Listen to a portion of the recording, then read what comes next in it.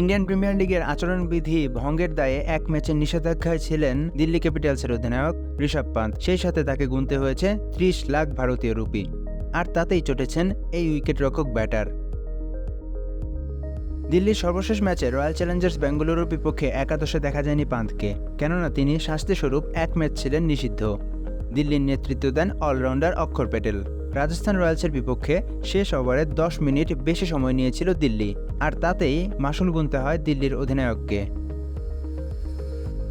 বেঙ্গালুরুর সাথে ম্যাচে নামার কয়েক ঘন্টা আগে পান্ত তার সামাজিক যোগাযোগ মাধ্যমে একটি বার্তা দেন, যা ক্রিকেট মহলে রহস্যের জন্ম দেয়। সেখানে তিনি একটি উক্তির ছবি দেন, যেখানে লেখা ছিল, পৃথিবীতে একমাত্র নিজের চিন্তাকেই নিয়ন্ত্রণ করা যায়। পান্ত তার সাথে আরও যোগ করেন, এর বেশি কিছু বলতে পারছি না। পান্তের অনুপস্থিতিতে দিল্লির নেতৃত্বে আসেন অক্ষর প্যাটেল। তিনি এই বিষয়ে জানান, এক ম্যাচ নিষিদ্ধের কারণে পান্ত খুবই রাগান্বিত ছিলেন। বোলাররা বল করতে দেরি করেছেন, তবে সেটার দায়ভার পুরোটাই পড়েছে পান্তের উপর। তবে সে আমাদের উৎসাহিত করেছে এই বলে যে সে মাঠেই আছে, আর আমরা যেন সেটা মনে না করি যে সে আমাদের সাথে নেই। সেই সাথে খেলায় সম্পূর্ণ মনোযোগ ধরে রাখার জন্য আহ্বান করে সে।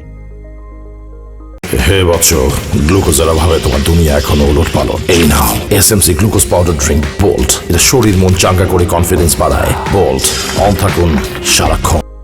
অপ্রত্যাশিত দুর্ঘটনা থেকে 22 গজে আবারও পুরনো ফর্মে যাচ্ছিলেন পান্ত। দিল্লিকে নিয়ে যাচ্ছিলেন আইপিএলের শিরোপার কাছে। তবে হঠাৎ এমন ঘটনা তাকে নিশ্চিতভাবেই রাগান্বিত করবে। পান্তহীন দিল্লি অবশ্য হোঁচট খায় বেঙ্গালুরুর কাছে। তাদের দেয়া 187 রানের লক্ষ্য তাড়া করতে নেমে 140 রানে গুটিয়ে যায় দিল্লির ইনিংস। সেই ম্যাচে ফিল্ডাররা অবশ্য বেশ কয়েকটি ক্যাচ ছেড়ে দেন। মাসুল হিসেবে দিল্লি পায় 47 রানের পরাজয়।